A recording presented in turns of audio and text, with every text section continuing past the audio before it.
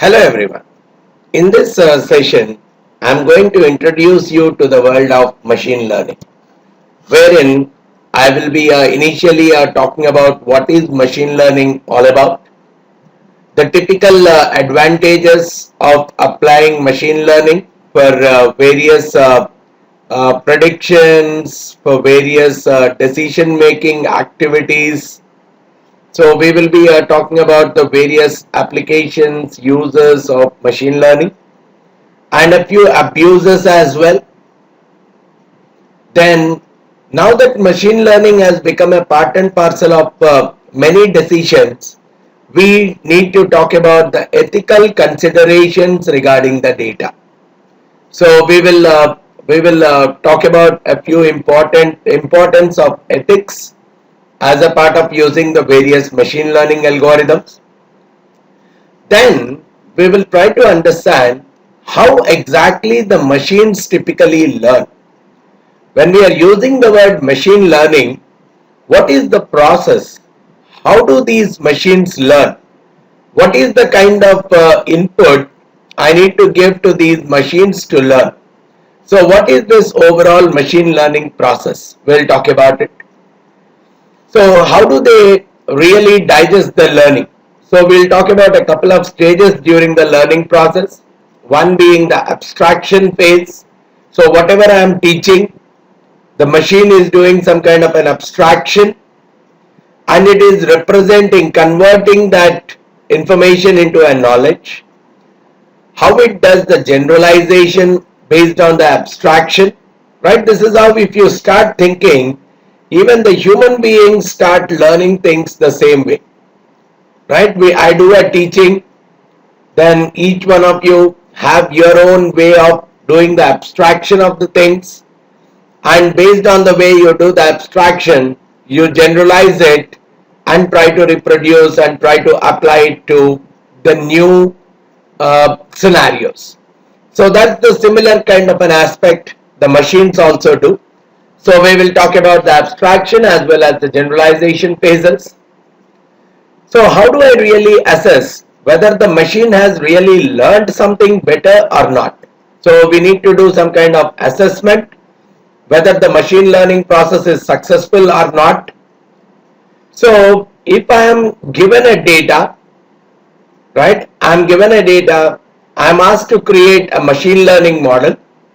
So here I would be talking about what are the various steps to apply machine learning to the data. So we would be talking about it. Different kinds of machine learning algorithms.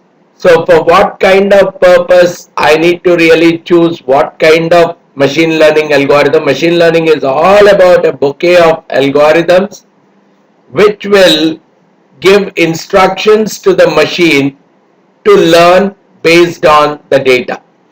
So what kind of machine learning algorithm I need to use for what kind of purpose? So broadly, we will talk about what are the different types of machine learning algorithms that are there and what kind of data I need to have to match it to an appropriate algorithm. So these are the various aspects that we are dealing with in this session. So here there is no usage of any kind of a software like R, etc. So this is purely an introductory session where you would be understanding the conceptual aspects regarding how the machines really do the learning process. So, few important things to start with. Machine learning requires a good understanding of statistics. It requires a very good understanding of the databases, the way the data is structured in the databases, the way you can extract the data from the databases. So there's a lot of database science that is involved, and many aspects of computer science like artificial intelligence and various other aspects also do come into picture. Now these are all specialized areas. Now if I have to learn these things the traditional way, then I need to become an expert in all these aspects. But as a user of these various algorithms in business, I will be taking the help of the various tools. R is one of the wonderful tools which is operating in this segment. Of course, you can use any other machine learning tools like SAS, SPSS, etc. But still, because of various other advantages, including the open source nature, including the accessibility to a good number of packages, I would be dealing this entire course of machine learning using R. So, machine learning is nothing but it's a big set of tools where I take the data as an input, apply these various tools and techniques on this data, and then transform this data into a knowledge which I can implement on a new data. So in short, if I have to talk about machine learning, it is nothing but I'm trying to make sense of the complex data. Earlier, if you remember, or probably until a decade or a couple of decades back, if I am talking about data, it used to be like I used to observe something. Based on whatever I am observing, I am making a recording of that in a pen and paper or into a database or into a spreadsheet. But today, I'm not just capturing only the observed information. I have lot of technologies which can do an automated recorded information. So the data is growing like anything. So the databases, the size of the databases is moving away from what used to be a kilobyte or megabyte to a gigabyte to a terabyte to an exabyte or a petabyte.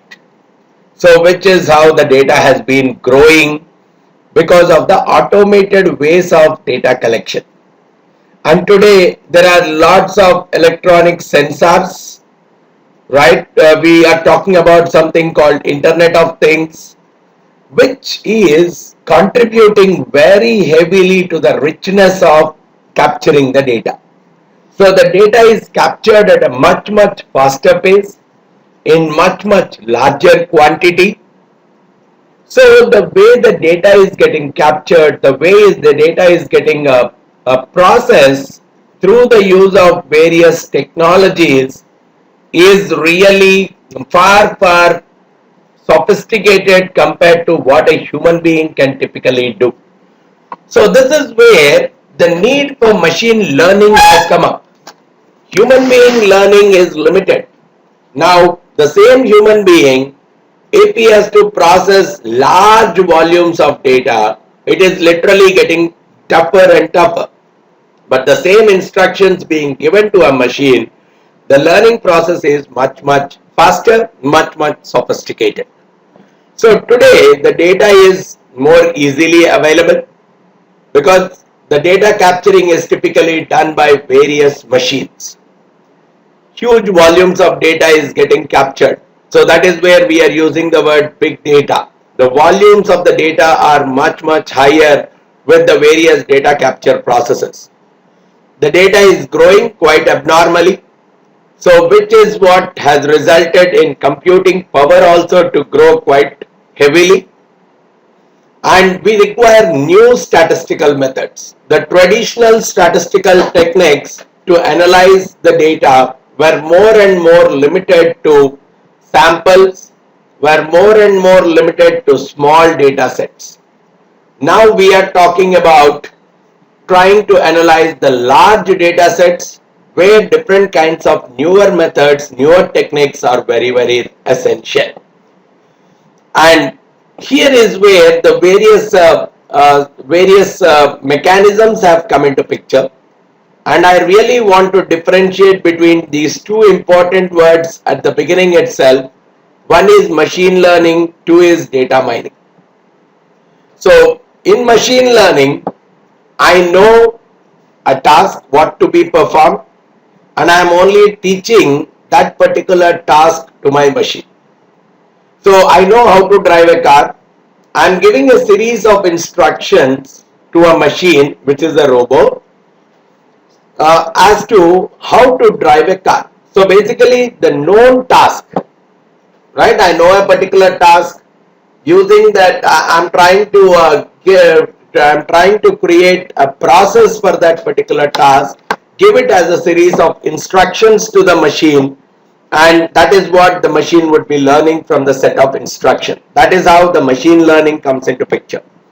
But on the other side, when we are using data mining, I don't know. I'm trying to look at the data, trying to find some kind of information which is not known earlier. So if I want to apply the same kind of a concept, I want to know from the data.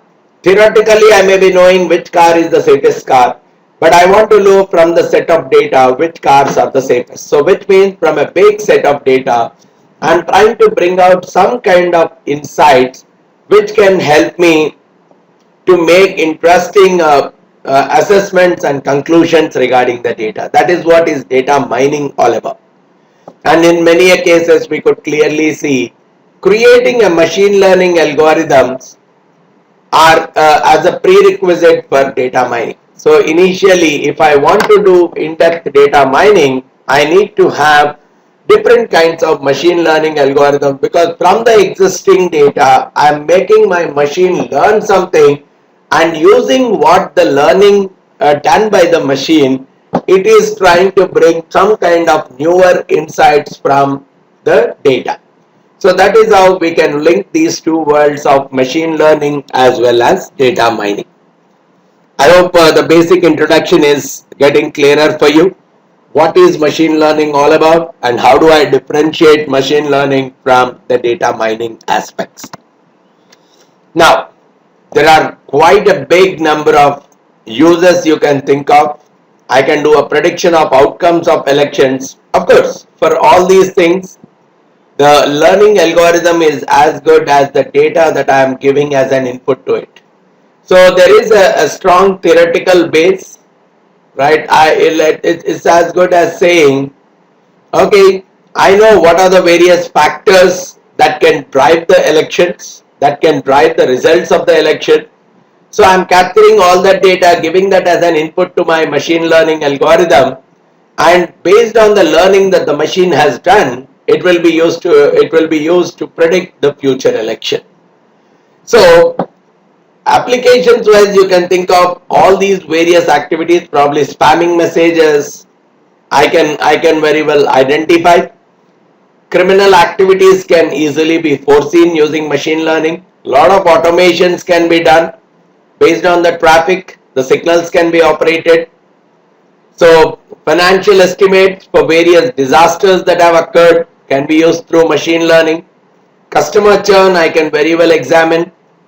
Creating autopiloting planes, auto driving cars, because these are all, if you see the commonality in all these aspects, we know a task manually what to do. So we are creating a process so that we can train the system as to how to do all these things. And we cannot do it because the volume of the data is very huge here. So the processing capacity maybe beyond the human being's reach. So this is where the machines have to do this learning process, and based on that they have to do the execution.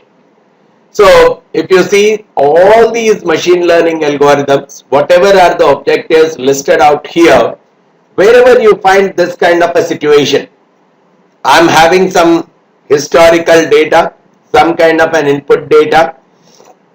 Based on that data, I'm creating some kind of algorithms so that interesting patterns can be understood from the data, and based on that the learning, based on the various patterns that are understood, the machine is doing the learning, and that learning is used for actions for a new set of data. So if the learning is successful, even the implementation can come out to be more and more successful. So this is where you have to be very careful. You have to understand, the more and more good historical information I'm giving to my data, it will do a good learning, and based on a good learning that it has done, it will do a good implementation for the futuristic purposes as well.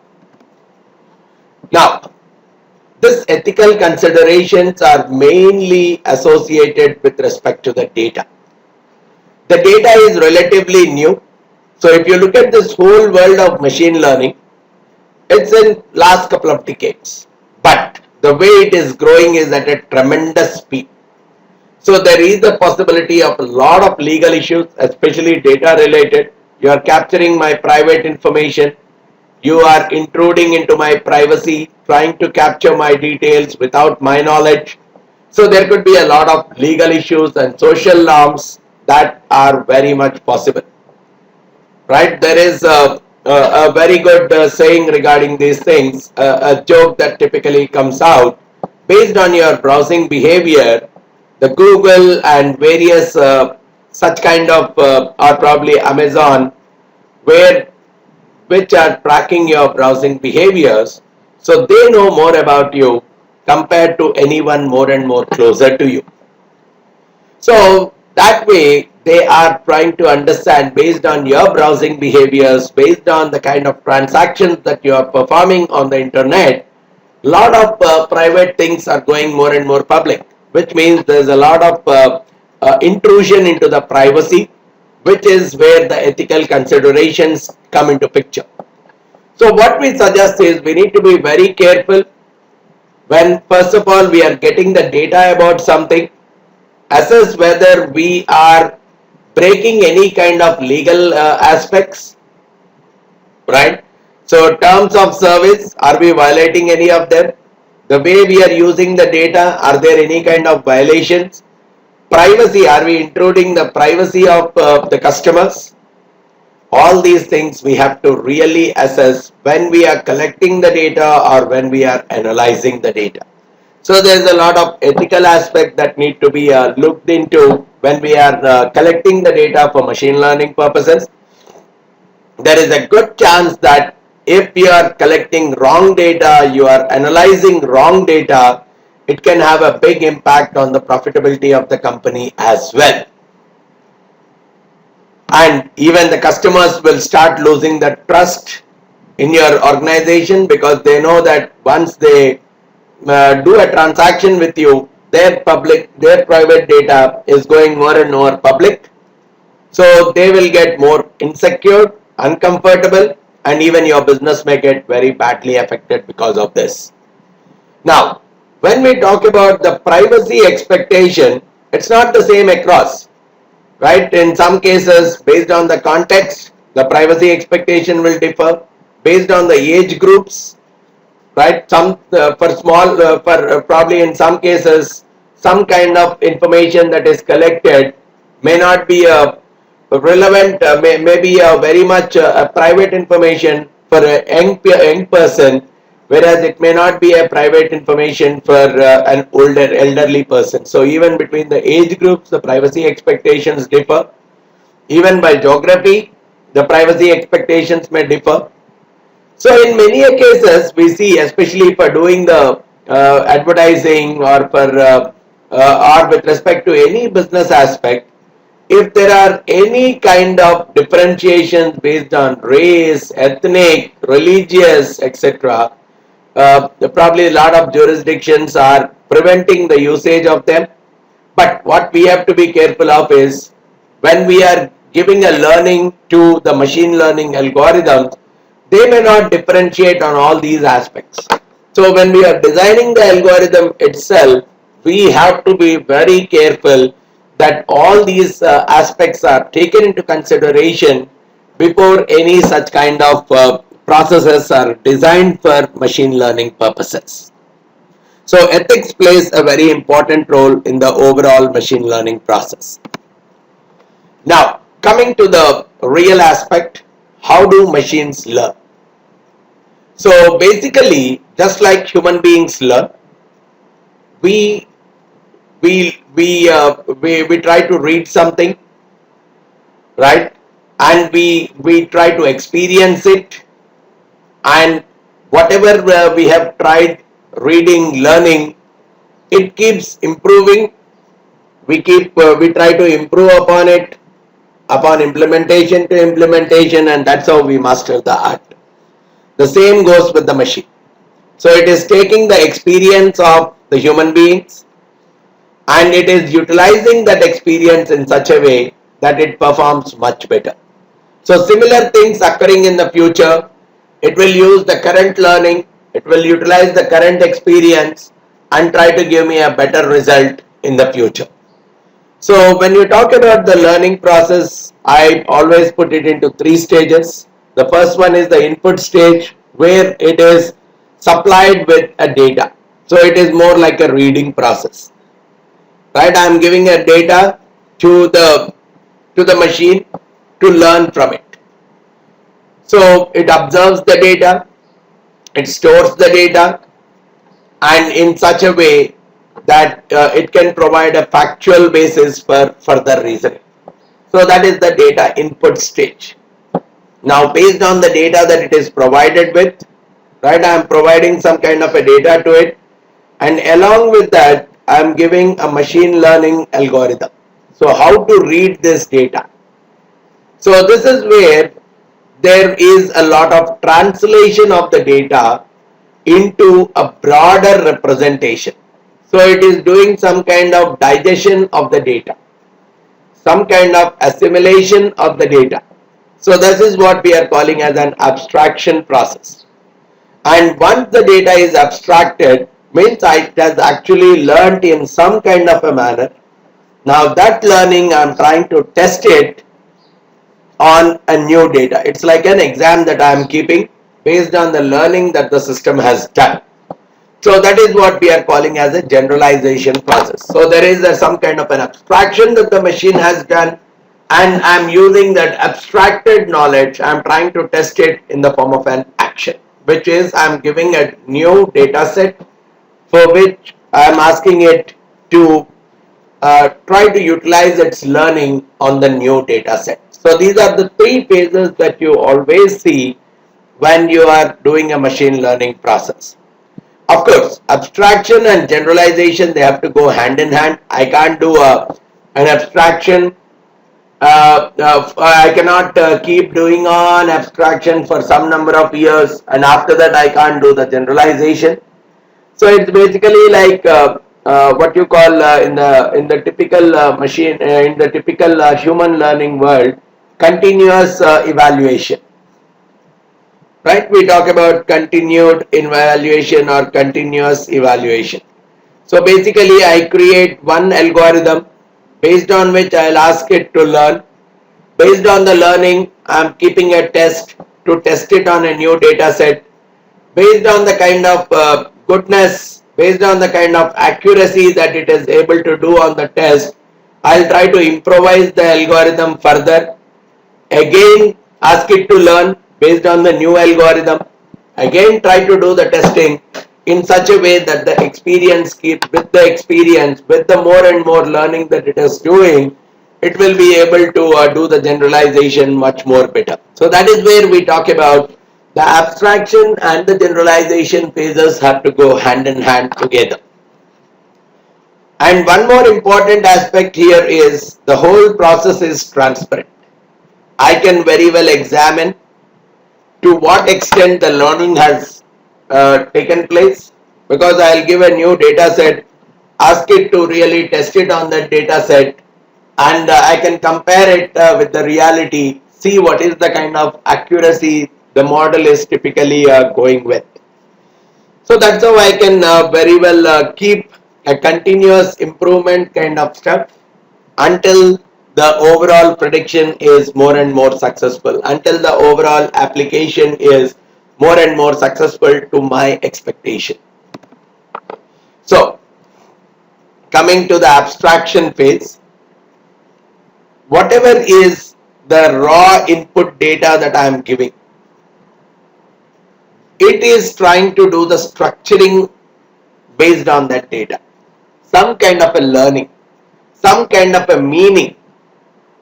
The different algorithms that we are creating, they are in a way processing the data, translating the data, giving some kind of meaning to it. So when we are using knowledge representation, so the system is actually creating various logical structures wherein the whole raw information is getting created into a meaningful insight. So what we are doing in this process, generally we are creating some kind of a model. Now this is where for creating different kinds of models, we have different machine learning algorithms that are there, right? So what we generally take the raw inputs, and based on that raw inputs we create a model. This model is called as a machine learning algorithm. Based on the kind of process that I am giving for learning, it creates a kind of a model. So the patterns are typically described in the form of a model. So there is some equation that I can form. So or it could be in the form of a diagram such as trees, graphs, etc. It could be in terms of a few rules like if this happens, it could be this class. If it is more than this, it belongs to this class. If it is less than this, it belongs to this class. Or in some cases, the model could be a kind of a grouping of the data. So what we generally do in the abstraction phase is we try to identify different kinds of models based on which the raw data is getting converted into a meaningful insight.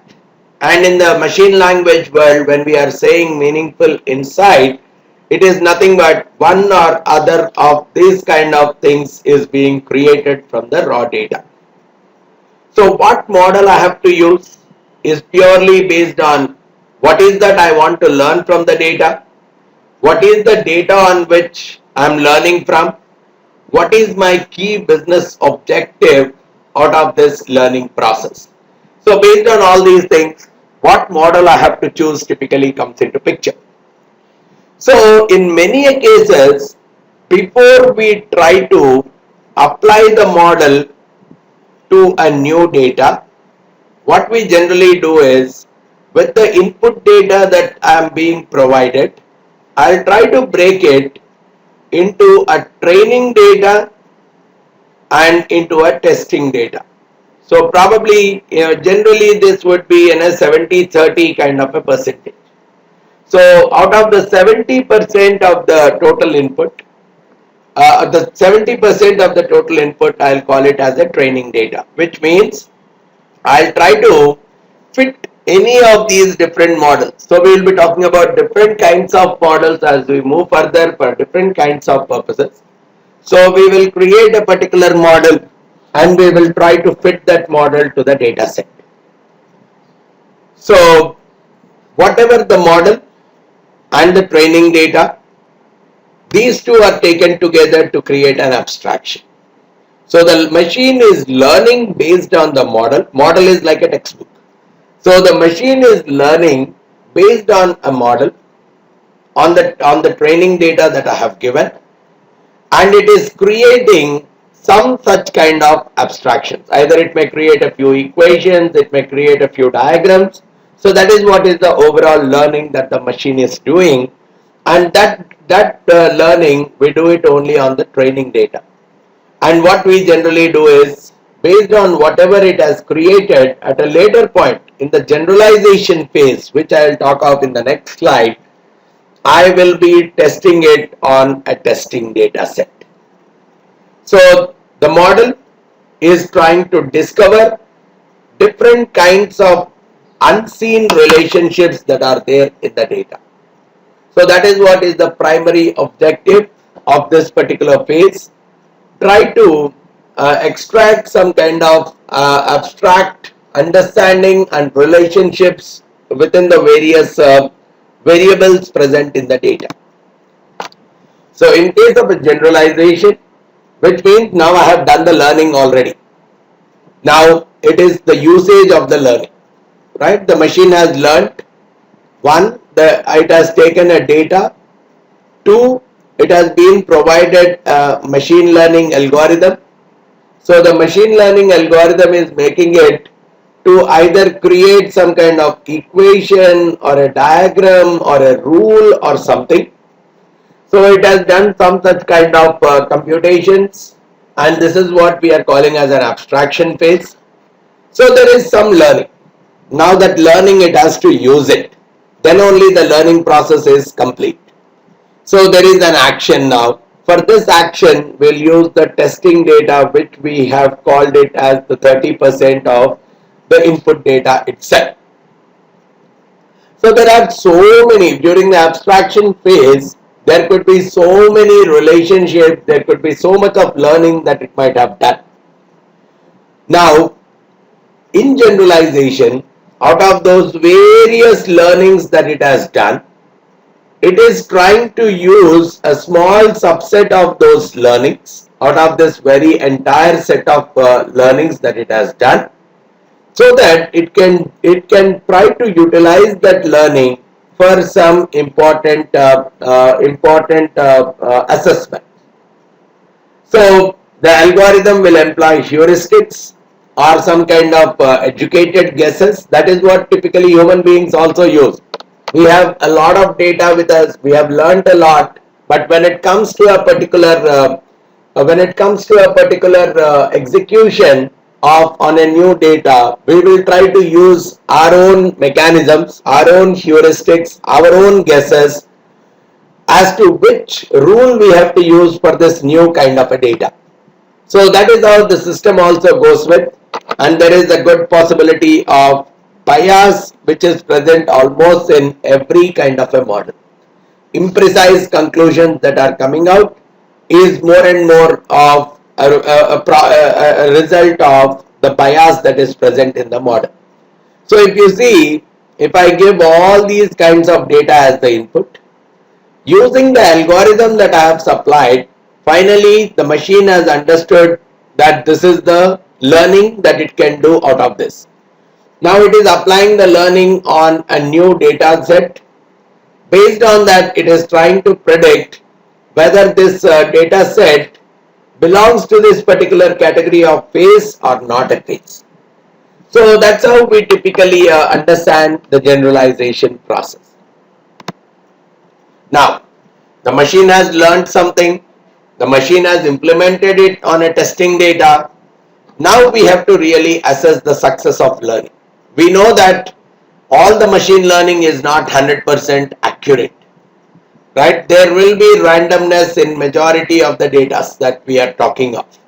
So there is an inherent bias that is there in almost every learning task. So every learner, every learning algorithm has its own set of weaknesses. Until date, there is no research method that says that this particular single model will be sufficient for this kind of a data. So there is no such aspect. If I am talking about algorithm 1, algorithm 2, algorithm 3, there is no technique which says for this kind of a data, A2 will always be the best. There is no such thing, which means for every set of data I have to apply A1, A2, A3, and I have to really judge which of these three is better. So that is where the assessing the success of the learning is coming to picture. On what basis I will really assess whether A1 is good or A2 is good or A3 is good. For that, whatever the model that we have created during the abstraction phase, we are testing it on a new data set, which is that test data, which belongs to 30% of the input data. So we are trying to see to what extent the learning the machine has done from the training data, it is able to apply it to the testing data. And it's never possible that this application will be 100% accurate, right? It is very, very rare that the model is able to do a perfect generalization to each and every new data that it has come across. There is a good possibility of an error coming up in every aspect. There is a lot of unexplained variation that is present in the data. So it could be because of the measurement error, right? Even the data capturing machines that I am using, they may not be perfect enough in terms of capturing the data. So there could be some level of plus or minus in terms of some kind of delta in terms of capturing the information from the technology that we are using. Or these are not scientific relationships. So if they are scientific, then there could be 100% accuracy. but these are more and more of empirical relationships that we are talking of. So there is always a good amount of randomness that can present in the process. There is a lot of improvement to the model, which is a kind of a continuous process. So there could be problems with reporting the data itself, especially when we talk about the surveys, questionnaires, etc. People may blindly fill some of them, so the input may not be a true reflection of the reality. And even the data recording itself could be incorrect. There could be some values which are missing. Some of them could be truncated, rounded off, incorrectly coded. So there could be a lot of data quality related issues as well. So it's not that easy to say that every machine learning algorithm will be 100% accurate. Frankly speaking, I have not seen even a single algorithm which can be 100% accurate, which can give 100% accurate results for any kind of a data that I am supplying to it. Because the reality is, if it is able to do it, then probably I'm a multi-millionaire or even multi-billionaire, because I can use that algorithm, I can sell it for various agencies which can really give me big amounts of money, because there is a perfect prediction that I am able to do from the data. So we should very well understand that the intention of doing this machine learning aspect, or learning the whole space of machine learning, is we are trying to improvise our decision making. We are not becoming perfect decision makers. So that is where we are talking about assessing the success of learning, right? And let's understand, the more we learn, there is even a problem of overfitting also. Means even the noise that is present in the data, we are trying to learn that noise as well. Some kind of randomness that is present in the input training data, we are trying to learn that randomness also. So when I apply the same process to the training data, so it's like I have mucked up the whole example. So if you try to give me the same example in the exam, I will get full marks out of it. But if you give me a completely a new example where only the generalized learning from this need to be applied, not the exact noise or errors that are there in this particular data. But because I have learned including the errors, I may fail when I am applying the same with the test data. So if I am making various erroneous conclusions during the training process itself, then I can't do a proper generalization with the test data. So we have to be very, very clear in doing a trade-off between the complexity of the model versus the accuracy that we are getting. Complex models can be more accurate, but at the same time, they try to overfit the data as well. So we are striking a balance between these two aspects. We want a more accurate model, we want less reduced errors, but at the same time the model should not be overly complex, because there is a big risk of overfitting with overly complex models present. Now let's move to understand, if I have to do machine learning on a data set, what are the various steps? My first step is I collect the data. Whatever the format that is suitable, generally I can collect it in some kind of CSV format, or in case of in the form of a table, or it could be in form of some databases, whatever. So I am collecting all the necessary data. So what data needs to be collected? It's a domain expertise. I have to consult the domain experts to understand what data needs to be really collected.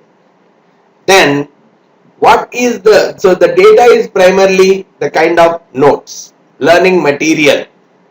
So the algorithm that we are choosing, that we are creating, this is the learning material for this algorithm. Ask you how to learn. So we have to have the data of good quality.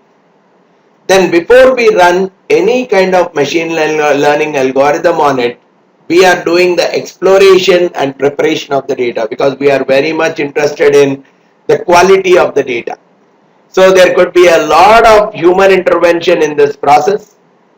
right? There could be problems with some missing values in the data. There could be a problem with incorrect capture of values. So there could be so many issues regarding the quality of the data. So one of the important steps before we apply the machine learning, we are exploring the data, we are preparing the data so that the machine learning model can be run on that particular data.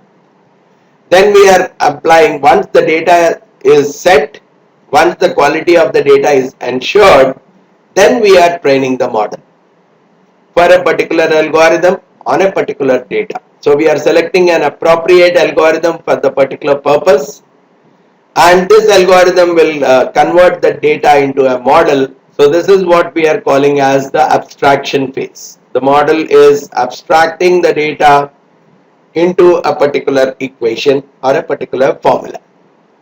So once this learning is done, I have to evaluate the performance of the model. So to what extent the algorithm has learned from the data. So I will try to test it on a test data set and look at the accuracy with respect to the test data before I implement it on a completely new data set. And I have different kinds of measures of performance, right? We will talk about various terms at later points. I can use adjusted R squared, or I can talk about the standard error of the model, or I can talk about AIC, Akaike information criteria, or I can talk about the log likelihood. There are so many mechanisms that are there which will assess the performance of the model. Now once I know this is the accuracy of the model, I will try to see what else can be done. What is the additional learning that I can give to the system so that its overall performance will be improved. So I'll try to come out with a few more advanced strategies, and I'll again repeat the whole step of processes. Or in some cases I may completely scrap the existing model and I may move on to a new set of model, which means a new algorithm altogether I would like to test on the particular data. So it's a kind of a continuous learning kind of a process, because my intention in this whole game is learn as much as possible so that when I am given a new data set, I can implement this learning more and more effectively. So once the model learning is deemed to be more perfect, more appropriate, then I am going to the deployment phase. So I am taking altogether a new data set and trying to apply this model on the new data set, and again learn from that mistakes that are coming out on that new data set, improvise the algorithm, and again perform the steps right from the beginning. So this is how we look at any kind of a machine learning algorithm. Now the typical choice of a machine learning algorithm, I am looking at the data, the characteristics of the data, and what are the various approaches that are there, and what learning algorithm that I have to use is purely based on the type of data. Now we'll see the data could be numeric, right? So like salaries, the number of kids, etc., or probably the loan amount. So these are all numeric. There could be nominal. Nominal is more like no ordered categorical data, male, female, where there is no logical sequence between the various categories. Or I can have an ordinal data where there is a sequence in the categories, low, medium, high. There is a sequence in the categories, right? Poor, okay, good. So these are called as ordinal data. Categorical data without any kind of sequencing or ordering is called as a nominal data, and a pure quantitative data is called as a numeric data. So depending on the type of the data, what learning algorithm that I have to use will be purely based on. But again I am reiterating this point, though we will be talking of a few dozens of machine learning algorithms in real world, there is not even a single machine learning approach which is best for every circumstance. That's the reason we learn more and more different kinds of algorithms. We apply different kinds of algorithms and see, and for the training data, we try to test it on the testing data, look at the accuracy of the model, and that is where we will shortlist on which particular model is appropriate for doing this kind of objective, for meeting this kind of objective. So that's the only process, but otherwise theoretically there is no machine learning approach which is best for every circumstance. So if we are talking about different types of machine learning algorithms, broadly I will put them into supervised learning versus unsupervised learning. So under the heading of supervised learning, otherwise we will call it as predictive model building as well. So the major objective of supervised learning is I am creating predictive models out of the data. Whereas when it comes to unsupervised learning, it is not used for predictive model building purpose. It is used to build descriptive models. We are trying to do some kind of generalizations from the input data. There is no target. So here in supervised learning, we are predicting one value using the other values.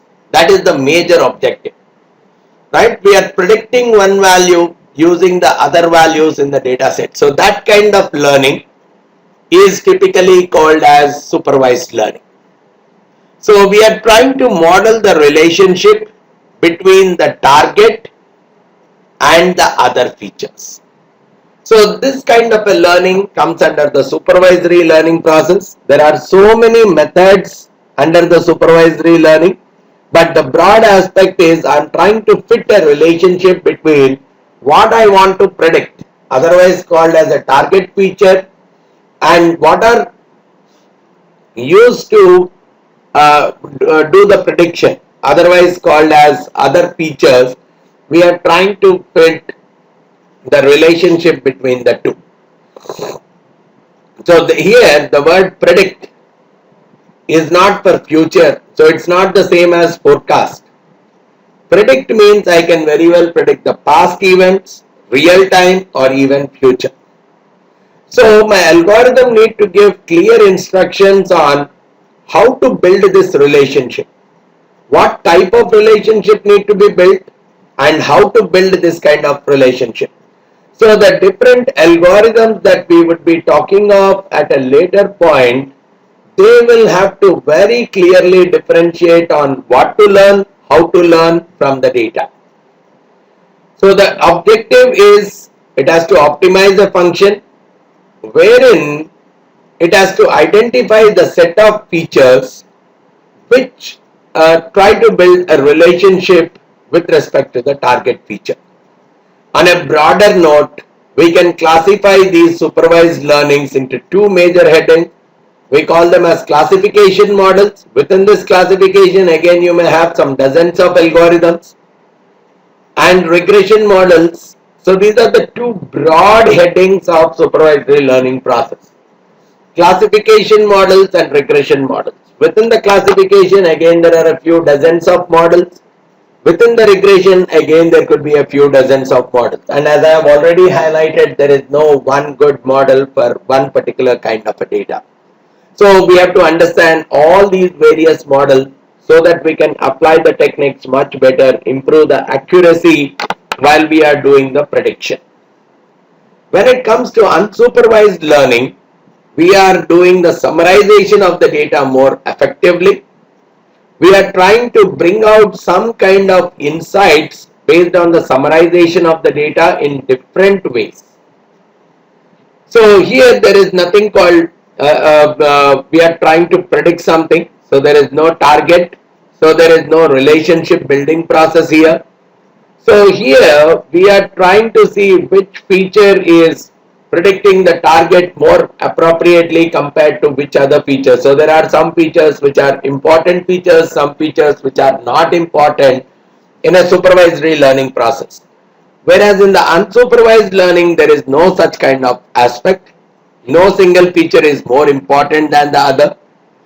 The two important broad categories of models that come under the unsupervised learning process are one, the pattern discovery. Right? I am just trying to understand the frequent associations that are there, which elements are coming together, which observations are coming together, which observations are not coming together. So we are trying to look at the associations within the data. The marketing guys will use them very heavily in a process called market basket analysis. In general, it is called as a pattern discovery process. So there is no prediction here. We are not trying to build a relationship between any of the variables out here. So that's where it comes under the unsupervised learning process. Similarly, clustering, again used heavily in the marketing processes. The whole data, we are trying to divide it into homogeneous groups. The marketers typically call it as segmentation of the data. We try to identify the various homogeneous groups and we try to classify the data into those groups. But of course, how do I interpret each of these groups? I can have an algorithm to break the data into groups. But if I have to really assess what each of the groups typically represent, there needs to be a human intervention for that purpose. Right? Now that we have understood, the machine learning could be supervised or unsupervised.